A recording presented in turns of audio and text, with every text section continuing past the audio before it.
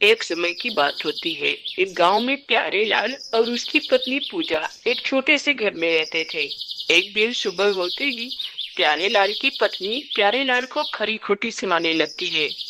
मैं कहती हूँ कब तक घर में पागलों के जैसे बैठे रहोगे।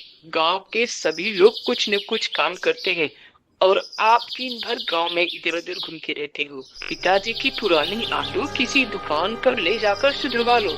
अगर तुम पिताजी की ऑटो भी चलाओगे तभी कुछ न कुछ पैसे घर में आ ही जाएंगे और तुम्हारा इधर उधर का घूमना भी बंद हो जाएगा। अरे भगवान, वैसे तो तुम ठीक कह रही हो।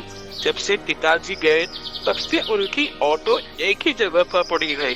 ऐसे तो वो पड़े पड़े खराब हो जाएगी। मैं आज ही किसी दुकान पर ले जाकर इसको सुधरवा लेता हूँ। मैं अपनी ऑटो गांव के बाहर पहाड़ी के नीचे वाले सड़क पर चलाऊंगा। वहाँ ज्यादा सवारी भी मिलेगी और मुझे पैसे भी मिल जाएंगे।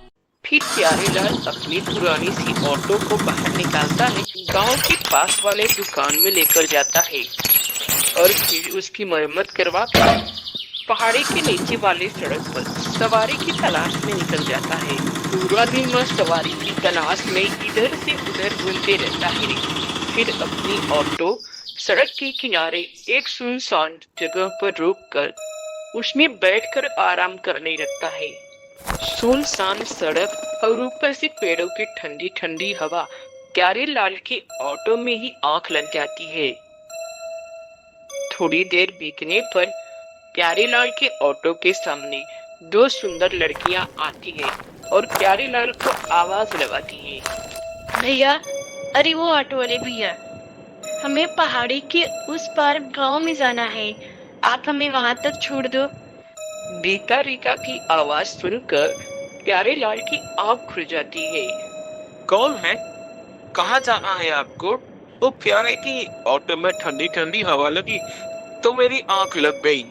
आप बताओ आपको कहाँ जाना है? मैं अभी आप दोनों को वहाँ पर छोड़ देता हूँ। भैया, हमें पहाड़ी के उस पार वाले गांव में जाना है।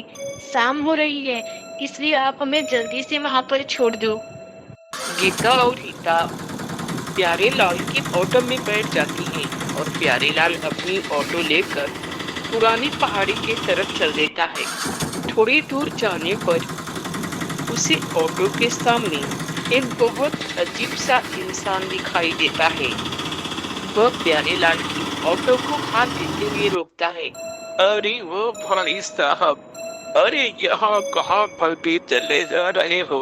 अरे हमें भी तो इस ऑटो में बैठा लो, हम भी अपने गाँव पहुँच जाएंगे। अरे भाई साहब, मेरी ऑटो में जगह नहीं है क्योंकि पहले से ही मेरी ऑटो में दो सवारी बैठी हैं और ये दोनों पुरानी पहाड़ी के पीछे वाले गांव में जाएंगी। इसलिए आप मेहरबानी करके दूसरी ऑटो देख लो। अरे भाई साहब, ये तो बहुत अच्छी बात है क्योंकि मैं भी तो पुरानी पहाड़ी के पीछे वाले गांव जाना चाहता हूँ। अब तो मैं तुम्हारे ही ऑटो में बैठूंगा। फिर मंगू नाम का वह इंसान गीता रीता के साथ प्यारे लाल की ऑटो में बैठ जाता है। मंगू की नजरें गीता रीता के ऊपर से हटी नहीं रही थी। घूर घूर कर गीता रीता की तरफ ही देख रहा था। अरे बहन, मुझे तो यह इंसान कुछ ठीक नहीं लग रहा और यह हम दोनों के साथ गांव तक जाएगा। देख रीता, अब तो शाम होने को आ गई है और हमें दूसरी ऑटो भी नहीं मिलेगी। इससे अच्छा है कि हम चुपचाप इस ऑटो में बैठकर अपने गांव तक पहुंच जाएं। फिर जो होगा वो हम दोनों मिलकर देख लेंगे। नाम का इंसान गीता रीता को परेशान करने लगता है। अरे मेरी रानी, मैं तो कितनी देर से तुम्हें देख रहा हूँ। पानी तुम्हें दोनों की एक नजर हमारे ऊपर भी डाल दो। तुम कितने बदतमीज इंसान हो। हमें नहीं देखना तुम्हारी तरफ और ना ही तुमसे बात करनी है। तुम चुपचाप इस ऑटो में बैठे रहो और अपना मुंह बंद करके। गीता रीता की आवाज सुनकर प्यारे लाल पीछे पलटकर देखता है और मंगू से कहता है। अरे भाई साहब, तुम्हें क्या परेशानी है? तुम उन दोनों को क्यों तंग कर रहे हो? तुम अपनी जगह पर शांत होकर बैठे रहो। तभी मंगू प्यारे लाल को चौंकते हुए कहता है। अरे वो बंदर जैसी शक्ल वाले इंसान, तू चुपचाप अपनी ऑटो चलाने का काम कर, नहीं तो तुझे तेरी ऑटो में से निकाल कर पहाड़ी से नीचे फेंक दूंगा। अच्छा, तेरी इतनी हिम्मत, मेरी ही ऑटो में बैठकर मुझे ही धमकी दे रहा है? निकल मेरी ऑटो से, अभी के अभी तू निकल मेरी ऑटो से, बाहर निकल मेरी ऑटो से, नहीं तो मैं तुझे उठाकर पहाड़ी से नीचे फेंक दूंगा, बेवकूफ इंसान। प्यारे लाल अपनी ऑटो को रोकता है और मंगू नाम के इंसान को अपनी ऑटो से बाहर निकालने लगता है। दोनों की हाथापाई होती है और मंगू जोर से धक्का देकर प्यारे लाल को पहाड़ी से नीचे गिरा देता है। यह सब देखकर गीता रीता ऑटो में से निकलती है और प्यारे लाल को देखने लगती है। दूर दूर तक प्यारे लाल दिखाई नहीं देता। फिर वे दोनों मंगू से कहती हैं, अरे बेवकूफ इंसान, तू ये इंसान रहने के लायक नहीं। तूने एक भले से आदमी को पहाड़ी से नीचे गिरा के मार दिया। हम गांव पहुंचते ही तुझे पुलिस के हवाले कर देंगे। तुम मुझे पुलिस के हवाले तब करोगी मेरी जानी, जब मैं तुम्हें जाने दूंगा। और यहाँ से भागने की कोशिश मत करना, नहीं तो यहाँ के जंगली जानवर तुम दोनों को नोच नोच कर खा जाएंगे। अब तुम्हारे पास कोई दूसरा रास्ता नहीं है, और जल्दी से मेरी ऑटो में बैठो और चलो मेरे साथ। अरे बहन, हम दोनों तो इस ऑटो में बैठकर बुरे फंस गए। अब हम कहाँ जाएंगे? इतनी रात को तो दूसरी ऑटो भी नहीं मिलेगी, तो हमें मजबूरन इसके साथ जाना ही पड़ेगा। फिर जो होगा उसके लिए हम दोनों इस दुष्ट का मिलकर मुकाबला करेंगे और इसे पुलिस के हवाले जरूर करेंगे। फिर वे दोनों चुपचाप मंगू की ऑटो में बैठ जाती हैं।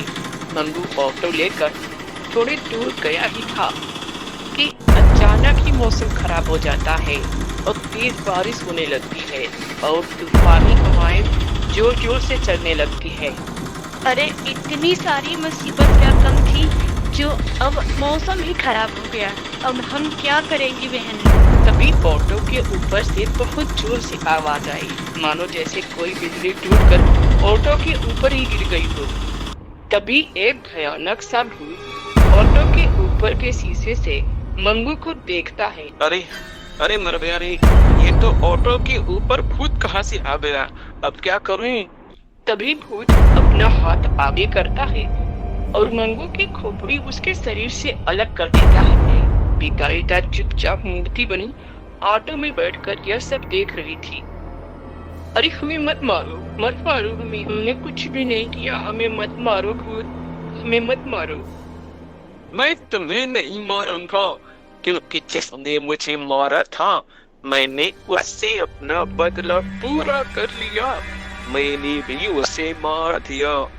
अब मैं अपने गांव वापस चला जाऊंगा। फिर वह भूतिया ऑटो वाला गीता रीता से कुछ नहीं बोलता और उन्हें सुरक्षित उनके गांव पहुंचा देता है।